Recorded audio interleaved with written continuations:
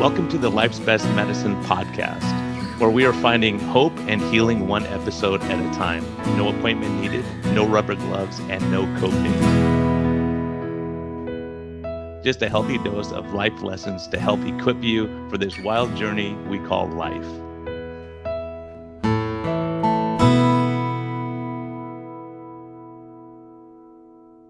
Hey everyone, this is a friendly reminder that we are here for entertainment purposes only. We may not even be that entertaining at times, but this is not medical advice. Talk to your doctor, check with your healthcare professionals before making any lifestyle changes or medicine changes. What we're talking about is our clinical experience and what we've seen. And so if you really want our advice, you can consult us. You can actually consult me as a doctor, or you can consult my guest and get all your questions answered. But we can't give free medical advice because we can't pay our bills with that, but we can help to educate you a bit and allow you to think a little bit. And always reach out to your medical professional before making any lifestyle changes. Thank you. Hey everyone, it's the end of May, beginning of June. And I want to thank my sponsors for bringing these episodes. There's some great ones coming up in the next couple months. Health Code, thank you. It's Get Health, GETHLTH. They have some great shakes, high protein, good fats, and I made ice cream out of it. So I made the vanilla ice cream and added some strawberries, and really was a hit at my Memorial Day barbecue, and also made their maple protein bars. All this is on their website at gethealth.com. And also, we have a discount code if you get their product. It's called MetHealth, M-E-T for metabolic health, H-E-A-L-T-H. And also Keto Mojo, thank you so much. I'm using them for monitoring glucose and ketone levels. And my patients love using it, getting their direct information very quickly, and they can share it with me. So it really makes life easy and helps us stay accountable and helps us double check on the continuous glucose monitors to make sure the sugars are correct. So Health Code and Keto Mojo, thank you so much. Greatly appreciate you. And thank you for bringing these episodes as we all get ready for summer. Hello, and welcome back to the Life's Best Medicine podcast. This is a fun one. I have actually the real Messi here. Right, the big Messi, the guy who looks like he's a professional beach volleyball player. Messi was with me in Guatemala, and unfortunately, they were doing all the hard work, all the building and all that stuff. So I didn't get to hang out with these guys as much as I wanted to. But man, what an impact they had! Messi, welcome, man. Hey, thanks for having me. And so is the other shorter Messi guy? Is Masood his first name too? You think? Or is it really Messi? I know when they were calling you Messi, I was like, oh, I hope that's like he goes by that nickname because I don't want to get beat up by this big tank. I know for sure. Messi came to me as a nickname in the beginning. And then along the way, I turned it to become a middle name for me. So, yes. So I didn't have a middle name. So, and I really love the soccer player. So I decided to go by a middle name and pick Messi as my middle name. So yeah, and you even found his picture in Guatemala that you had yes, the guy who painted it. No, everybody knew it. The minute I would say Messi, I had this instant, like attention toward me, like, oh hi, Messi, like it was really fun to see like people's reaction to my name. And Yeah, that's awesome, man. And you were such a blessing to have on the trip, man. You're a big, imposing guy. You walk in, we're like, oh, this dude's big. So let's see what was your like going back. Let's go back to growing up in Afghanistan. I would love to hear about that. I was intrigued, but we haven't had a chance to talk. So yeah. tell me about that, what you learned, what it was like, and then coming to the US, what that was like for you. Yes, growing up in Afghanistan, as you all know, Afghanistan is a really poor country and has been a war-torn country for many, many years. And growing up in Afghanistan, it had the difficulties, but at the time, it has an enjoyments too. I definitely had a lot of families and friends that I grew up with, and the community was a lot tighter and closer, just kind of like Guatemala. And I really enjoyed that aspect of it. And when it comes to like the war and all that, it was really unfortunate to be around it as a child, growing up around it, and uh, every day thinking about something that might happen today, or today would be the last day, things like that, that had my mind busy for the time that I was there. Um, I so the time I actually when my parents were having me, my mom was pregnant, we had to actually skip the country in at 2 a.m. in the morning, because they heard that the enemy is gonna come and attack us. So my dad used to be in the government, and him and his uncle, they used to be like in the government, and when the regime collapsed, the government collapsed, and Afghanistan took over, they were targeting people.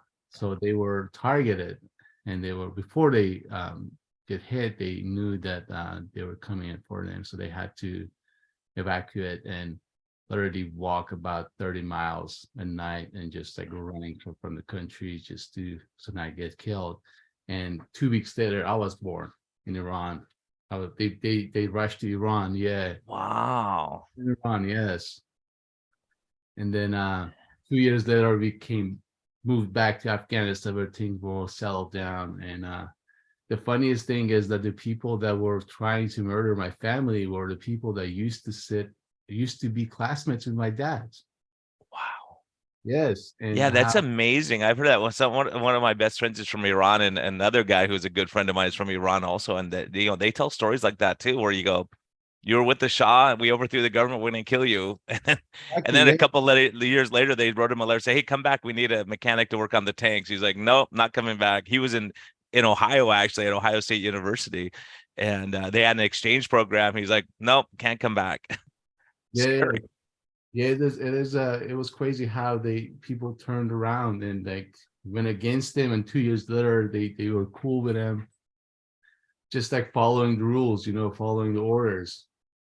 Yeah, it's amazing. Did he ever have contact with that guy again? That Yeah, one that was even years later, they were living far away from us, but they would come to the town. They would have connections still, but they were not happy with what they done in the past, because they were influenced by their leaders, who just keep telling them do this and do that. And there are a lot of people, like they don't know the best, and they would just follow what someone else tell them, and knowing thinking that's the right thing, but it's not.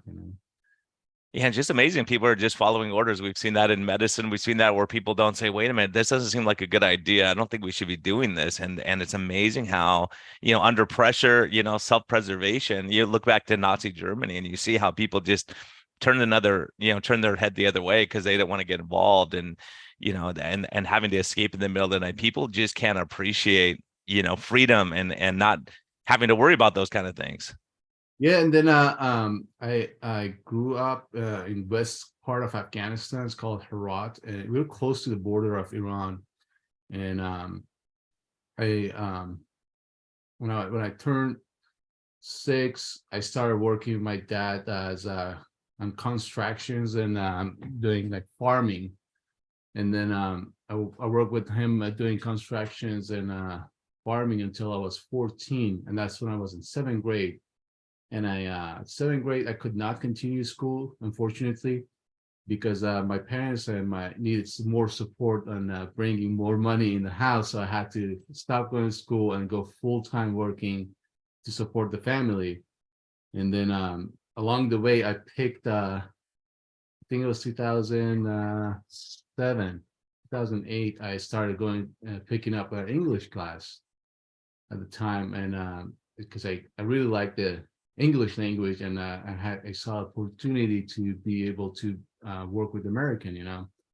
So I started learning English, and um, once I learned English, I started working with this American company. But at the time when I was working in this company, my English wasn't really fluent, but it was enough to solve a problem, right? And I started working with this American company called Dynacorp as a cleaner.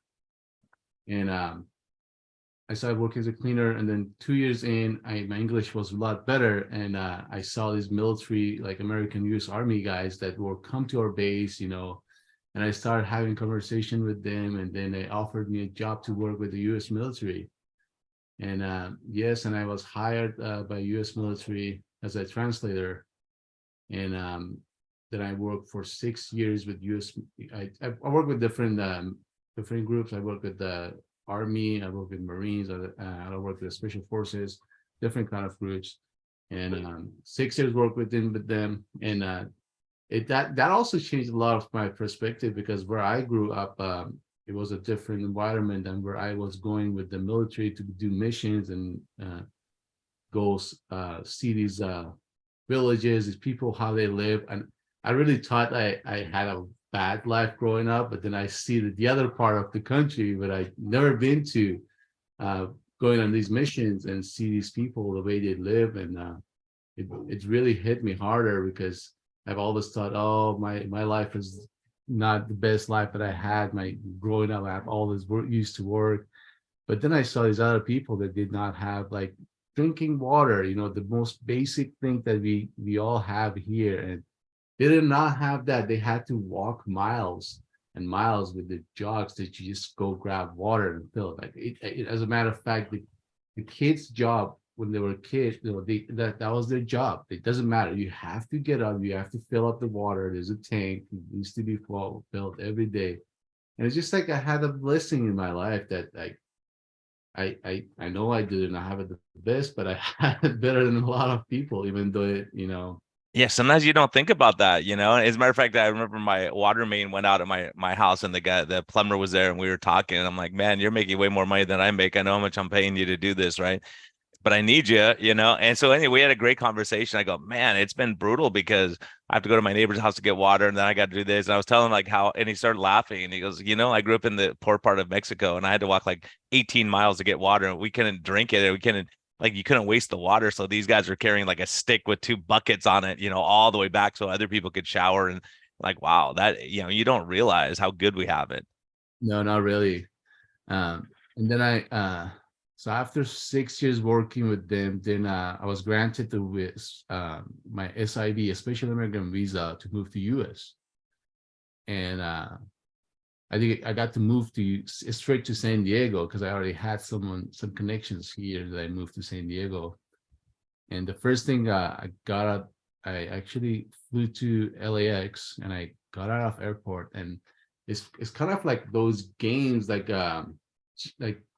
what's this game? GTA, like, this video games, like you walk out this building and you're like, oh my God, what is this place? I was just amazed by this. But I felt this rush of, like, everybody just like moving so fast, doing things a lot fast here. And it was just like go, go, go. And it's from the minute I got off airport, came to San Diego. From that moment, it was just go, go, go. My life completely changed from a kind of like more slow pace to moving to United States, and everything was a lot faster. I started working, and just keep on going and going and going. For 4 years, I've just kept on going and working, until like one day it hit me. I was like, what are you doing? Like, this is not how you're supposed to. Because I used to work 2 jobs, like sometimes 3 jobs, to just like go work. And at the end of the day, just wanted to have something that makes me happy, right? I thought, oh, if I work this much and I buy this thing, it's gonna make me happy. But at the end of the day, it didn't. And it came to realization that this thing that I'm doing, like working all the time and like wanting new things all the time, is not the right way, and that's not who I am. And this is not the way I grew up. I didn't have anything, but why do I ask for all those things now? Which, Yeah, you start getting into the culture of the lifestyle, right? And people are like, you see that around you where everyone's like working tons and they're buying new cars and they're, and you try to keep up with that. yes, and I wanted to change that, so I started questioning things. I'm like, why do I do this? Before everything do nowadays in life is just like, why do I do this? Is it gonna benefit me? Is it gonna make me happy? If it be one before if I buy anything, I question these things. Is this gonna really make me happy? If the answer is yes, yes, yes, yes, and it's needed, then yeah, I'll do that. But otherwise, I just don't. I'm like, no, you don't need that, And I It, think about my I don't know extended family in Afghanistan. I'm like, they don't have this, and they're okay. you start realizing that you go, what really matters? And that's why, having you in Guatemala was so awesome because you're like, look, I forgot a lot of this stuff. I grew up like this. And so Aruna, who I just interviewed, was saying the same thing. She grew up in poverty, but being able to help and give back and breathe life into other people. So how did it become that you end up going on this trip with a bunch of crazy Christians? You're growing up in a Muslim background, right? And then like Yeah, you so my so I was born with a Islamic background, but I stopped practicing it. I would say around 16 or 17. I just stopped it. Like it didn't really fill me, and at the time I was young, and I didn't really care Yeah, much. you're just like most kids. Like you're not thinking about that kind of stuff. You're just trying to survive life. And around 18, I started working American, and like working for 6 years, working like with the military, and then like moved here straight up. And then like it's just been busy. Like I did not have really much time to think about those. But like I haven't really practiced it much. But I was working. So me and Dell, we do electrical work, and Dell started doing this campaign where he does like church constructions, and he would look for candidates who can't really provide and they can't afford their electricity, like if they have any jobs that they can't pay. So he would offer them a free service, and he would bring the church to their house, and they do the prayers, like just get them closer. And so we did this one job for this woman, and because they had some electricians that did the job for them, and they messed up their whole properties, like the wiring, everything was just like not working the way it's supposed to. It was really dangerous to work. The work they did, it could be hazardous. They could put their house on fire and stuff. So we went in and we fixed everything, and it was all for free. And then later on, couple months later, they called Dale and said, "Hey, we found those people that does the shady work on our property, and we sued them, and we got our money back, and we want to pay you guys back." But Dale was like, "No, it was a construction work, so I'm not gonna get any payment back." And he at the time he told them about this trip that we are going to Guatemala, and she said, "I would love to donate for that, like any if I could." And he said, "Yeah, and then he contacted me. He's like, 'Hey, Messi, do you want to go on this trip to Guatemala?' And he explained it to me. And the minute he said this, I was like, 'Yes, I'm in. Take me.'" Wow, that's awesome, man. Told me that everything is paid because remember that job we did, and this woman, Linda, she donated the money for your trip and paid for all of things. So you could go on this trip, and that's how it happened. And the way Dell actually heard it was really interesting as well, because in the morning, he said one day he was doing some praying, and he heard this voice that tell him that do what Dustin does. And he just let it be, like he was just working during the day. And then Dustin out of nowhere calls him. And Dustin tells him about this Guatemala trip. And he tells him, like, I just had this voice coming to me. I was doing my prayers and telling me that, hey, you need to do what Dustin does, right? And he was following what Dustin did. Is that amazing? I mean, and I don't know, was their relationship? Do they work together a lot and No, communicate a lot? No. they're just friends, and they actually haven't been talking together for a while. And then like all of a sudden this came out. So it all worked out great, and how it happened, when we talk about it, sometimes we're like, wow, it's really amazing how it really happened. Yeah, it's amazing how I remember him saying that. It's like, hey, just do it. Like, what am I supposed? Because he was thinking, well, Dustin's a football coach. I don't think I want to be a football coach, right? And then he calls him and says, hey, we should go to Guatemala and do this building trip. Exactly, yeah, and it was a blessing that I got to be a part of this, and the way it all happened, I hadn't. There was no part of me that thought I was gonna be going to Guatemala and do this trip. So it was amazing that how it happened, and going there and seeing the lifestyle there actually was just like really amazing. The minute we landed in Guatemala, I kind of felt like I landed in Kabul in Afghanistan. And we started driving out in the bus in the city. I just look around, I'm like, this is really familiar.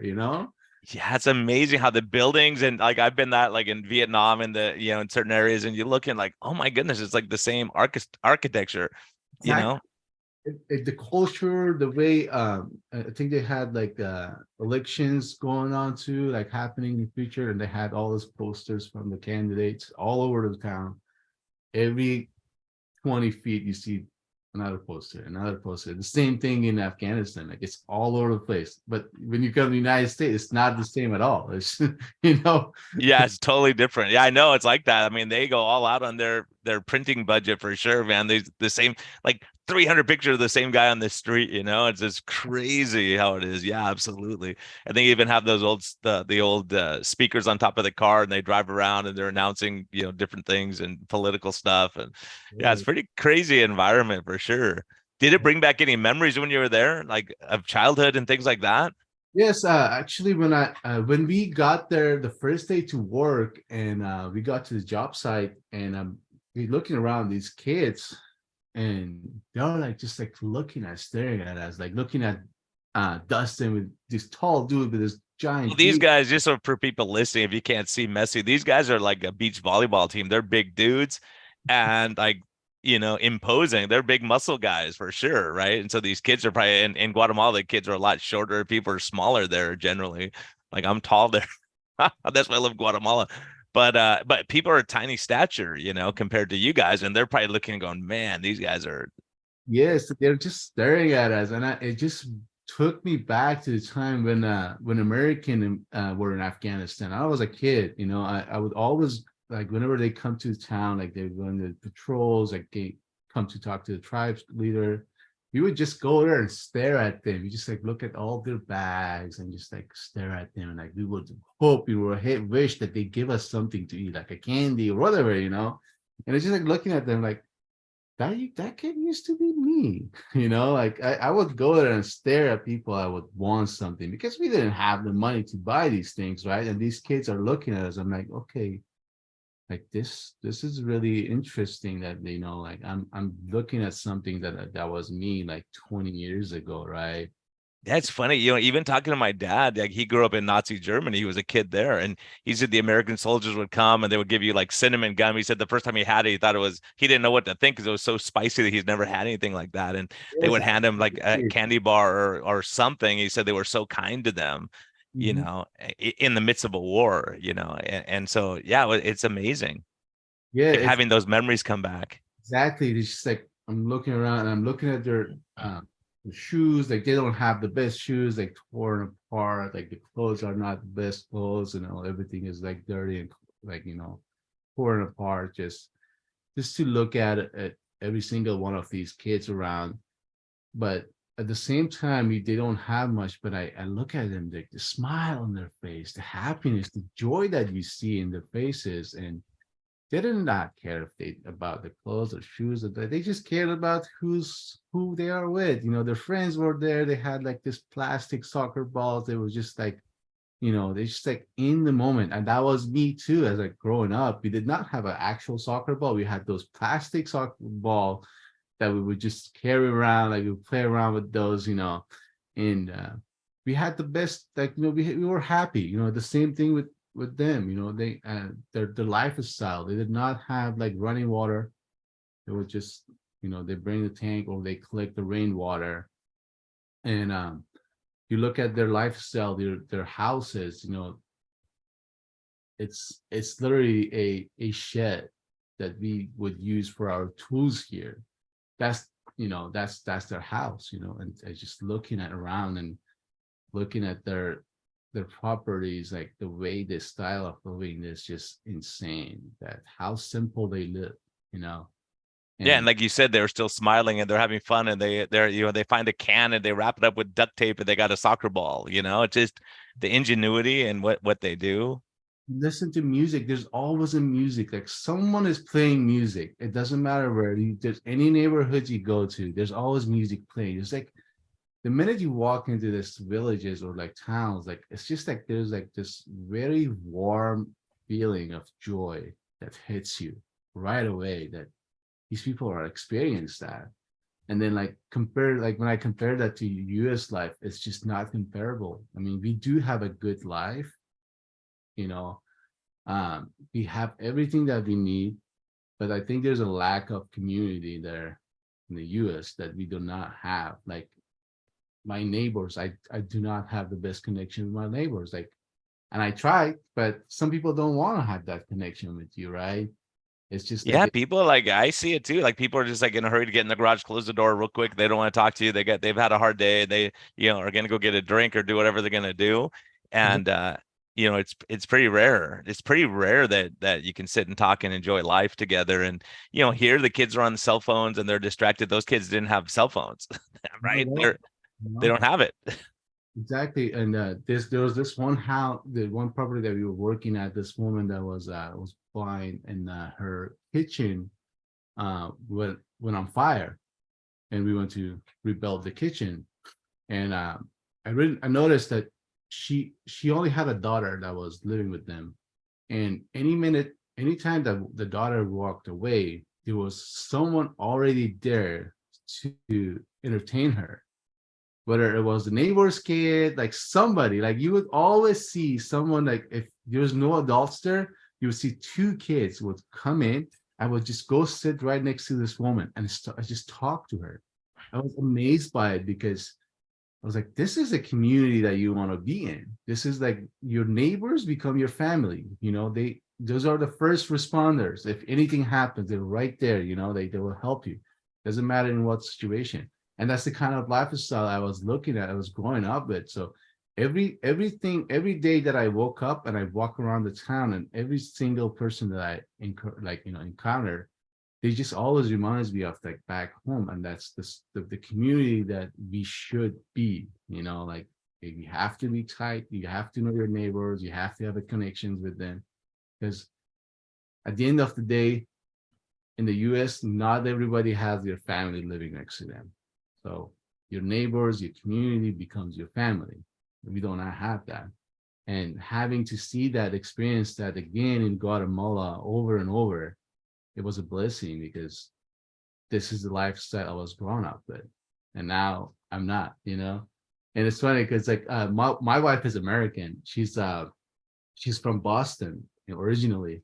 And when I first met her, it was like it was just um we both were shopping actually at Walmart. We both met at Walmart, and we both met there.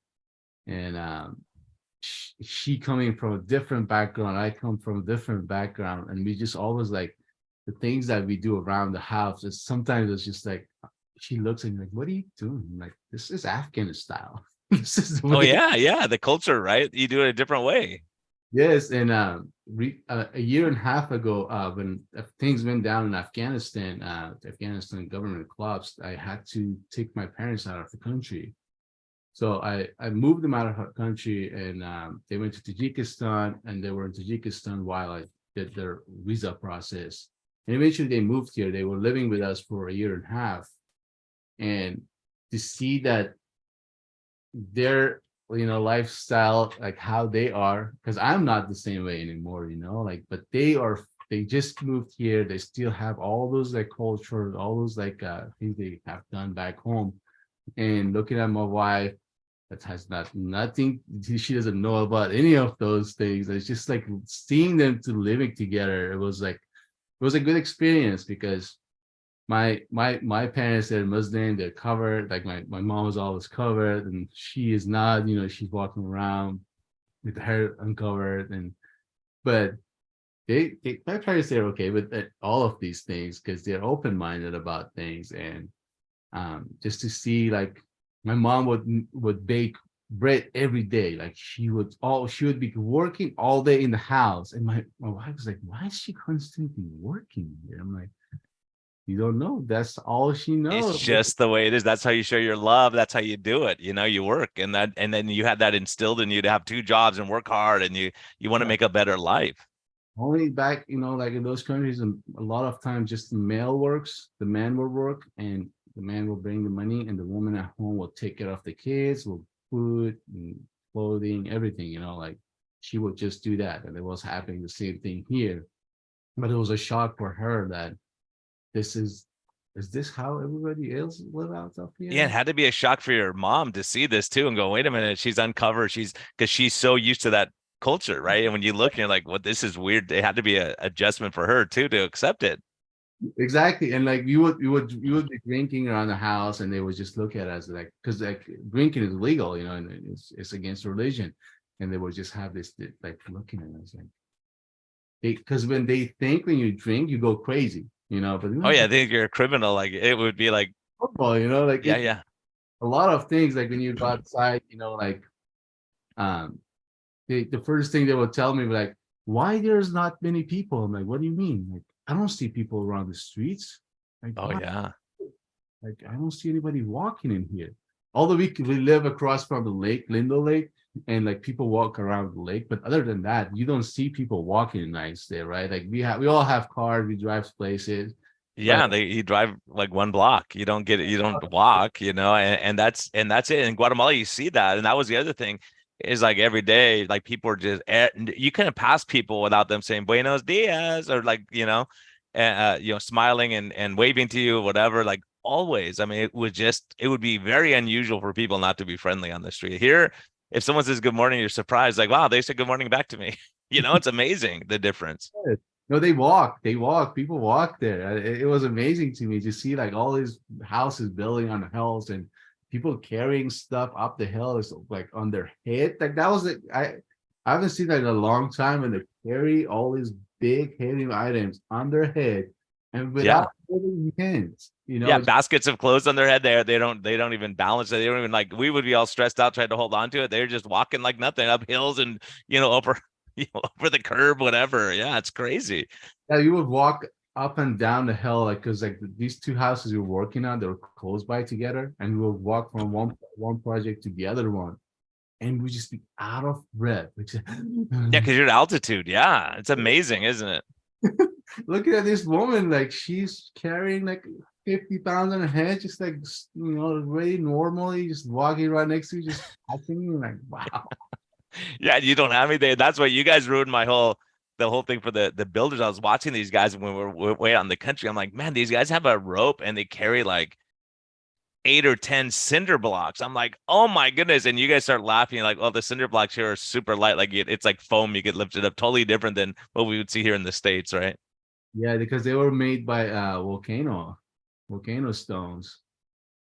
Oh yeah, so it's like pumice, like super. Yeah, yeah, it's amazing difference. Yeah. So when you got there, and then they paired you up with a couple Guatemalan guys, what was that like? um but we had a translator, and that it's funny because this is the job I used to do in Afghanistan as a translator. And looking at this, Christian was his name. He was our translator, and we had another helper, Caesar, and he was a carpenter. So working with them was like it was way different because we were in a rush, and looking at them, they're just standing there like relaxed. They're just like they're on a way slower pace, but I think that's how it is in Guatemala. They don't these things are not, We call it hora chepina. They go like hora chepina or hora chepina is like, yeah, it says 8 o'clock we open, but somewhere between 8 and 10:30 we'll be there. So it's not like people are punctual. And at work, they're like, okay, we'll figure it out. And then it seemed like too, like they like you guys we said we need this tool. They're like, no, you don't, just do it this way. And they had ways of doing stuff without the tools, right? Because they don't have them. yeah, they did not have that. We had this like our hammers, and they look at this hammer like, this is a weird hammer. What is this thing? Because they don't have it. It's a simple thing. But working with them was actually really, really fun because they would share their knowledge and what they have grown with. They would teach us literally things that we would never have taught us. You know, like even the places that we built, they were like, this is not the way we do it. Like, what's the way you guys do it? Oh, this is the other way we do it. But at the end of the day, it will come to be the same kind of style. But when we thought about it, their ways were a lot more faster, more quicker, and because they have done it the whole life. This is what they built. But for us to go there and like just doing things a little bit different, kind of caught them off guard. Even like when we were doing stuff, they would stop us. They're like, "What are you guys doing?" Like, you have to explain it. Oh, this is what we are doing, and the reason behind that is this. And like, oh, okay, it makes sense now. But these people really taught me a lot. They taught me to just be appreciative of what I have, like in life, and think out of box that life is not just about the next thing to buy. Life is about the moment and enjoying that moment, that where you're at and anywhere you are. And these people really taught me that, and like made me reminded me that I shouldn't take everything that serious. It is a serious life, but not that serious to the point where I have to kill myself for just like work and work and work and not doing anything fun, and not do things and Yeah, just like these guys seem to enjoy the moment. They find that little break time and they have fun and laugh and tell stories or do play jokes on each other, whatever it is, and they enjoy the moment. Not like we got to rush, we got to be focused, we can't. So many of us, and I've been in that situation too, where I'm like working so hard and I'm busy. I know I got 2 hours of callbacks, and some lady wants to show me pictures of her grandkids. I was like, oh gosh, I'm gonna die. I got too much stuff to do. I don't have time. And then when you take a breath and go, okay, I'll be home 5 minutes later. Who cares? And you start getting that perspective back instead of being in a rush completely without even thinking about stuff. yes, I used to like drive a little faster to go home, and I would go home and I pull up my phone. I'd be on my phone for that 5 minutes that I got home fast. It was that was the reward, to be on my phone for 5 minutes. But now I don't. I just go slow. I take my time and get home. I used to be on my phone a lot, but nowadays, like it's been like 2 3 years that I just like ditch the phone, and I don't really. The only time I use it, somebody call. If I text message, that's it. I don't get onto it. Just wanted to be more present in the moment. Yeah, I think that's an important message for people listening, is like being present in the moment. So many times we could be with a good friend right now and I could be texting going, oh yeah, Messi, whatever. Yeah. You know what I mean? And it's like, that's sending a message, it's Yeah, sending a message that you're less important than my social media presence or whatever it is. And so it's amazing. That's such a simple thing, but those simple things add up. And you think about how much time, and I've struggled with that in recent times too, going, man, I could waste 2 hours on looking at Twitter and see what people are saying and look at the latest medical stuff or see what my friends are doing. It's like, well, gosh, go outside and enjoy the sun and go for a walk. Go enjoy life a little bit. exactly. You know, just take it easy. Walk outside. Go into nature. Go for a walk and change your state of mind. Yeah. And what was your biggest surprise or something that you like was interesting to you that you saw when you guys were building or spending time with those guys? Was there anything that struck you or stood out to you? Um, the biggest thing that really struck me was like how the tightness of community, the tight, like the closeness of the people. Like you walk into town like with these guys, and they like Victor. You walk into town, he knows everybody. And I think he was one of my biggest motivations to look at him, and he's a 62, and he's like this little short guy, but the work he done, the work he was doing, like the way he was communicating, he knew everybody, right?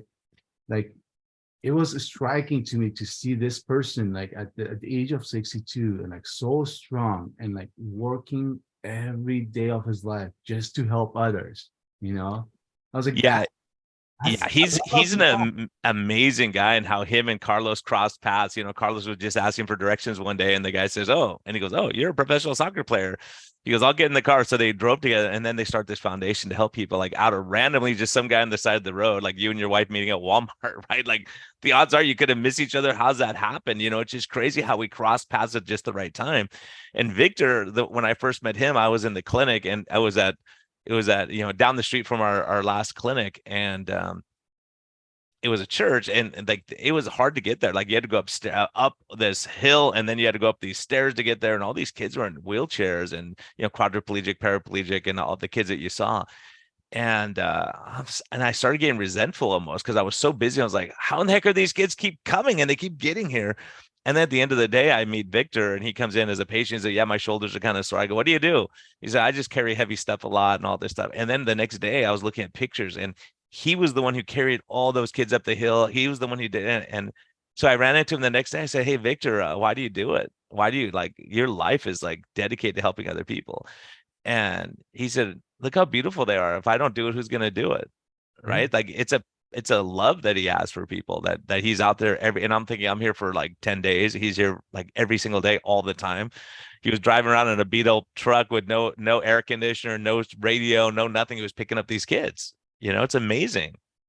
Yeah, absolutely. They definitely change you when you go there, And I've been talking to my wife, my mother-in-laws, and trying to get people to share my story, and trying to change the people perspective about their lifestyle here, and like look beyond, look beyond, and what's out there, and like what could you do to make you even happier, like I wanted to join us on the next trip, to take people there, because that doesn't matter how much you explain to people how the lifestyle are out there, but it takes a lot to get all this like information you're sharing with them, rather than like them going there and experience it themselves.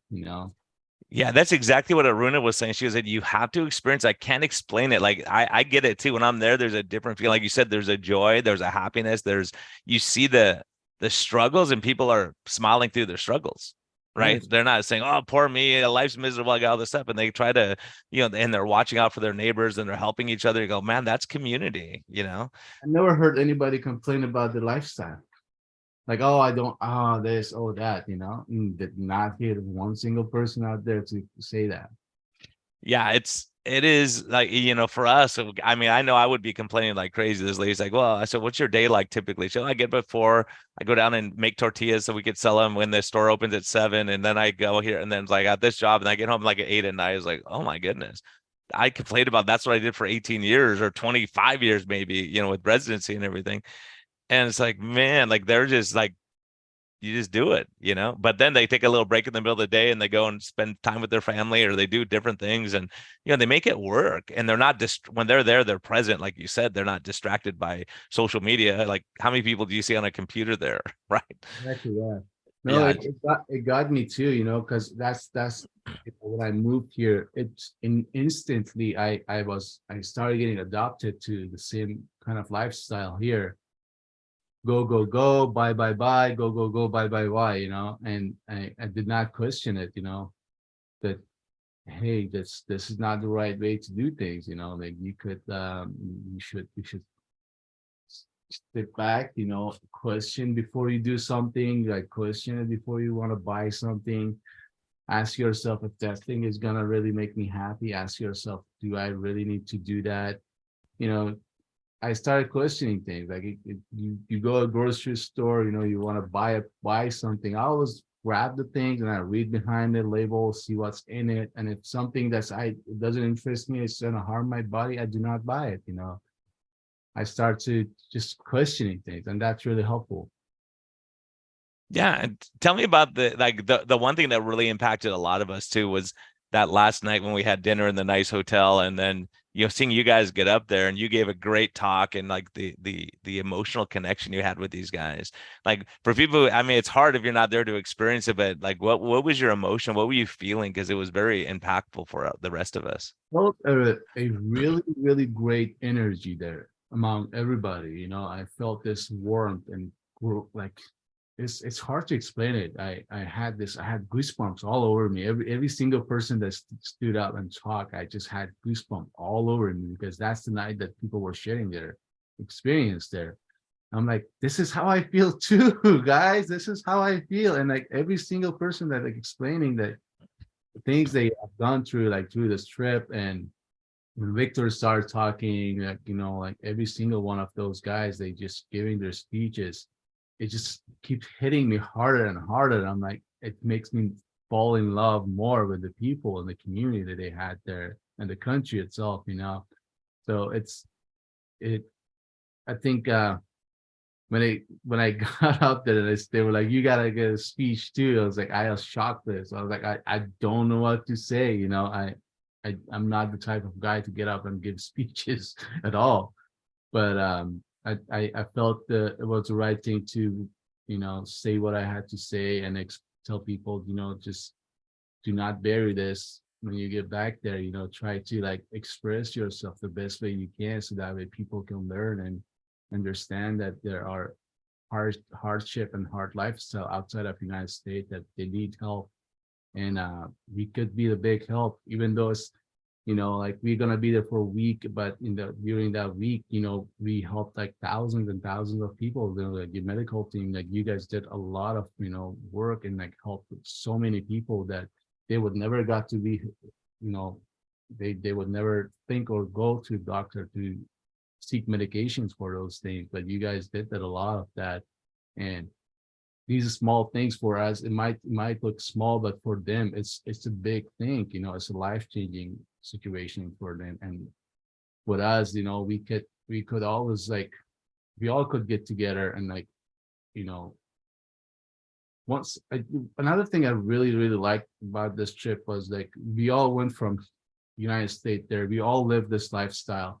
And once we get there, I look at every single person that was there, and I'm like, this is like, these people are here with a full attention to help, just to help, do whatever they can. Even the construction team, um, these guys were working.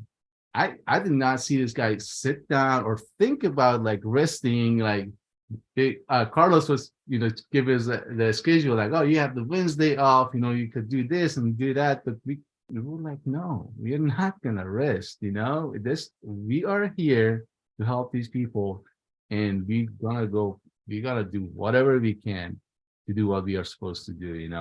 And like I saw all these people there, like, oh, this whole team that was there, just um they did not care about anything else but help. And at the time when I saw these people, it just, the joy that came to me, that I was like, the humanity still exists. There are people out there that still want the humanity to win and like help others. So it was a big wake-up call for me too, that I need to get out there, and like, doesn't matter, like, like you could help people with even a conversation, that you have. So many people wants to be listened to, like we don't. I used to drive for Uber and Lyft, and every single person that would sit in the car, a lot of them, they wanted to be heard.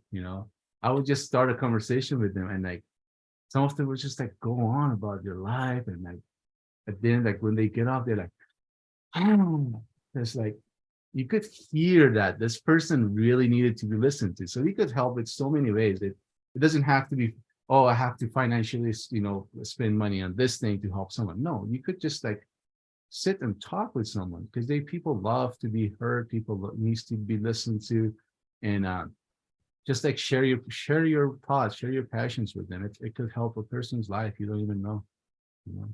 Yeah, it's so important. I mean, just listening, just being there, just being present, because they may not have anyone else in their life. And I've seen that as a doc. And that was the other thing that impacted me. I think even it might have been the airport, we were coming back, and then you heard about like a mass shooting somewhere. You're like, man, I was just with 50 people, like sacrificing. Like, yeah, I see you guys hanging over the edge of a building trying to get the wiring done. Those guys go, oh, just cut that wire for the telephone pole. Like, oh yeah, you don't need that, right? And they're like, no, you can't do it that way. So, but just to see you guys connecting, and you guys were working long hours into the night. You know, it's raining and pouring and hailing and all the crazy stuff you guys went through, and you're like there going, let's get this done. And you guys, and it's amazing. You guys all like were you know, a solid team and just doing it. And it's just fun to hear you guys, you know, to hear the Guatemalans were like, oh no, the gringos are coming and we're going to work with these guys and they're going to be lazy. And they had this perception also of what you guys were going to be like. And then Yes, you have a perception of these guys thinking these guys have no clue what they're doing. Then you realize, oh, there's some sense to what they're doing. They've done this so many times, they know how it works. yes, they were looking at us. They were kind of impressed. They were impressed by how we were working. Honestly, they did not think that we are gonna be this hardworking and working so fast. You know, like doing all what we were supposed to do, and it And wasn't. going in on your days off and working hard and just saying, hey, we're going to get this done. And then thinking like, oh, if we had to do this tomorrow, let's go put the concrete tonight. Then we could get so much more done tomorrow. And then, you know, the impact of those people are going to be using that kitchen and those bathrooms and all this stuff that you guys, they didn't have that before. And now Yeah. you guys are there and you leave a good mark. You're building, you're helping, you're engaging the kids, you know, playing with the kids, all those things. And like, you're right, man. People just don't understand when the happiest people I know are the ones who give, like guys like you who understand and you appreciate it. So many times people don't have appreciation. They just can't, you can't, until you experience it and you're there, you can't really say, man, we got it good. I have air conditioning every day, whatever it is, you know? Mhm.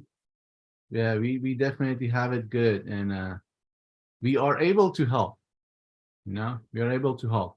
It just takes a little bit. You know, you just have to do it. You know, doesn't matter. You could help. You walk out on the street. There's always people that you know you could say hi. You know, like you walk by someone saying, "Hey, how's your day?" You know, like you just talk to someone on the street or whatever. You know, that bring a lot of positivity to you and that person, and that imagine that every single person does that, how big that can get, you know, just bring like a little bit joy to someone's life a day, change their perspective for the day. Yeah, and you change your stress hormones, all that thing, getting the appreciation, the love from the people. They're giving you hugs. You're connecting. You're learning how they do stuff, and they're learning how you do stuff. And you kind of realize we're not so different, you know, because you could grow up in Afghanistan, and people are gonna have a perception of what it's like there. And until you go there, you just don't realize how it is and how people get along and how they help each other as a community and how you know, when you're going through a war. I remember seeing a video of kids playing and then there's bombs going off around them and the kids keep playing. I was like, they're not even phased by this anymore. It's just normal life. Like I never experienced anything like that. You know, and you think about the kids in the inner cities who are hearing gunshots and gang violence all the time and houses being broken into, and they go, yeah, this is normal life. Yeah, absolutely. They like I want to tell you a short story that we were in Farah province in Afghanistan, this town called Shivan, and we were doing a clearance. We were clearing the town from Taliban, and it was supposed to be 3 days mission. And we got there, the fight started breaking up. We started shooting back and forth, and day one ended. Day two, we got to this house, and we noticed there's a kid chained to a tree, laying on the ground, and we thought, you know, he's shot or he's dead. We got closer to him, and he just got up. He looked at us. He smiled. He's the minute he saw, you know, Americans, you know, and we asked him, why you're chained to the tree?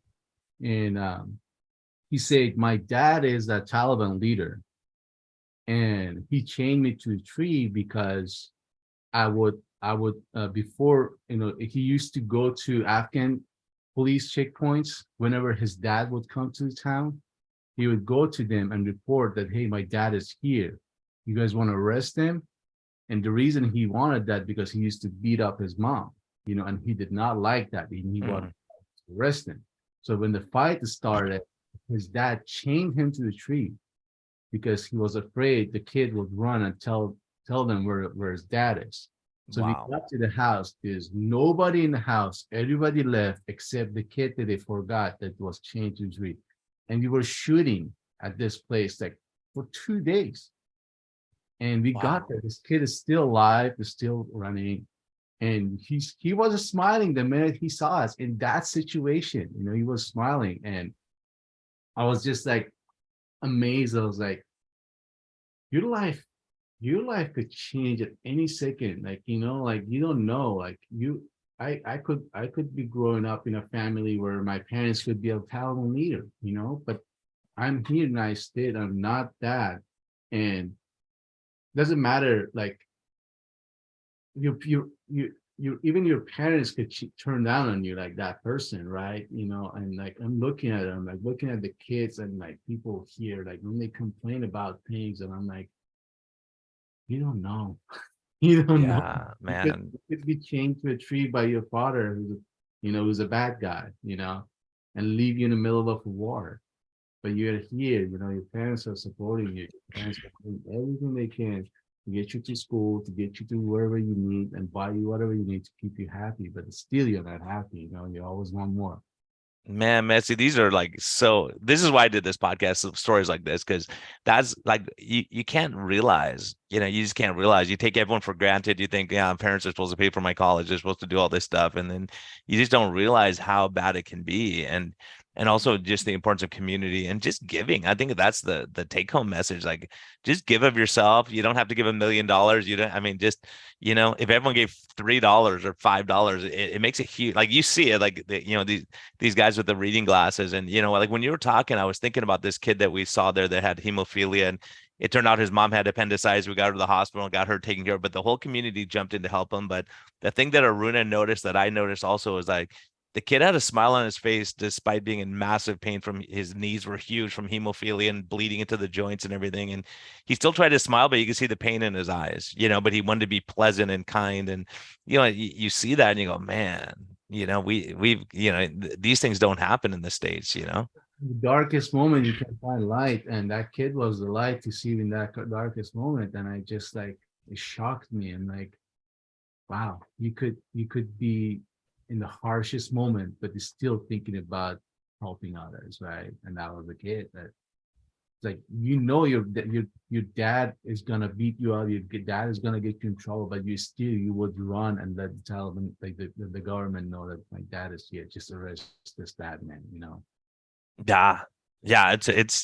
It's amazing. And then just to see strangers like you guys, most of us would be afraid of a bunch of soldiers and strangers show up. You want to hide from them. And he's like reaching out to you guys to help because he knows you're his help.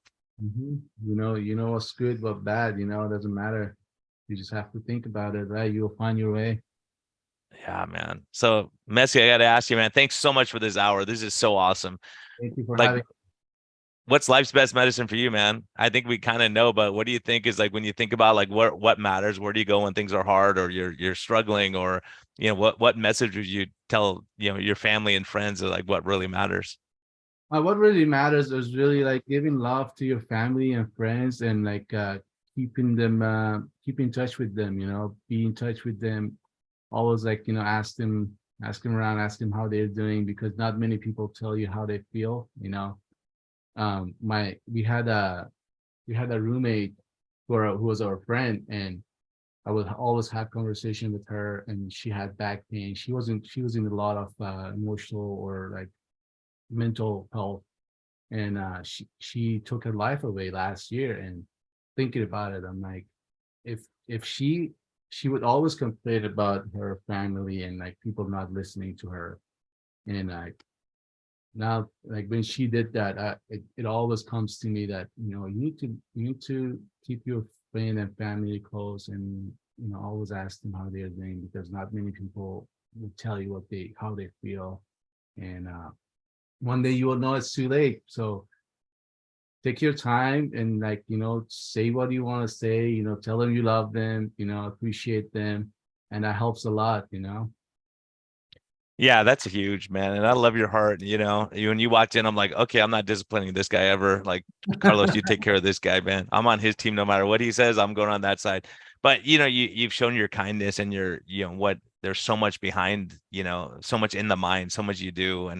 And I just saw the way you treat other people and your kindness and being part of the team and doing everything right and having fun and the bonding. You guys, you big macho guys crying at that. I won't tattle to it. You guys cried a bit that night because it's so the emotions are so real and the connections are so real. And like whenever you go, because I know how it is, I know exactly what you're feeling, because when I go back to Guatemala, like when I see these guys, it's like you're like brothers. Like it would be like there's never a day between. And it's been a year. It's been like 3 years for some of the 4 years for some of them because of the intervening pandemic that screwed up our clinics down there. But it's like you have a bond. It's there. It's like always there with Rodrigo and all these guys that you worked with. That you just feel the love and the peace and the kindness that they have. And Yeah, I feel like so there's around it, like when you go construction job sites here, it's like I feel like the man has to be tough and has no emotion. He shouldn't show emotion, but that's the worst thing you could do to yourself. Not showing your emotion. Emotion is the best thing that you have. Why not show it? Why yeah, not? show it and be in the moment, man. Yeah, express yourself and release your all the things that negative things that's in your body. Like you let go by talking, like releasing them. Just not piling up to become a mental health for you in the future. Yeah. So everyone, Messi, thank you, man. Thanks for joining me. And guys, listen, this is a huge, like, you have to go back and listen to this one a few times. There's so much wisdom here that Messi brought us. And, think about it. Just sit back and reflect for a minute. Take a breath. So many of us don't do that and go, okay, am I in the job I want to be in? Am I being a good husband or wife or friend or family or son or whatever? Like really reflect on those things because that's ultimately what matters. Like, all your stuff can be taken, your car could be repossessed, your house could burn down.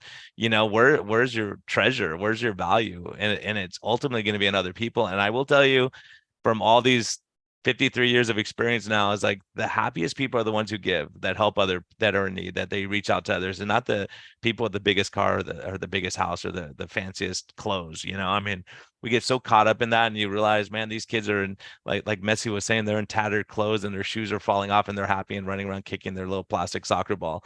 And how much does it cost to bring a soccer ball or some reading glasses or whatever to these kids, or just that hug or encouragement? If you don't have anything else to give, just look for those people around you who are hurting. Yeah, yesterday is a memory. Every day becomes a memory. So leave the best memory you can leave behind, right? Yeah. And be kind to yourself, be kind to others, and keep plugging along. And please share this with your friends and family, because I think it's so important. If we want to build communities, we got to bring some healing, and having guys like Messi come get everything cleaned up for you. And just be kind and seeing where there's a need and just jumping in and doing it. If there's someone down the street who's struggling and they can't mow their lawn, maybe you just go, hey, I can mow your lawn for you. Just little things like that will make an impact. And some of those people could be, I mean, right now, just so if people don't realize, the number one cause of death in 50 and under is overdose. There's a lot of hurting, hopeless people, and like Messi's friend taking her own life. And when you go through that, it's like, gosh, what could we have done to intervene on that? And we've seen it where people turn their lives around, go through major depression stuff, and then boom, something happens.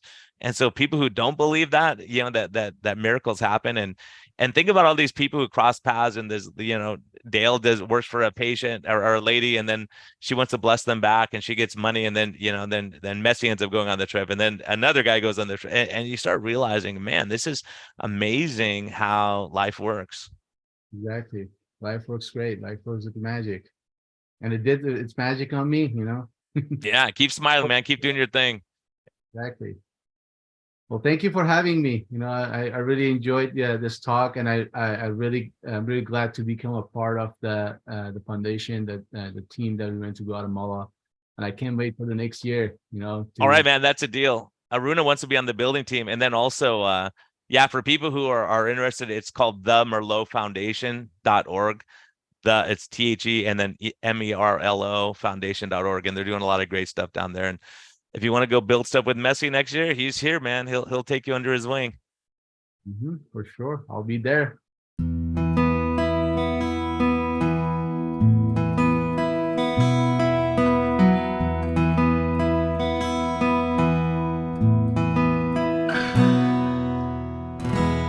Thank you for listening to this episode. We greatly appreciate your support. We would greatly appreciate a positive thumbs up on all of the platforms like iTunes and Spotify or wherever you're listening.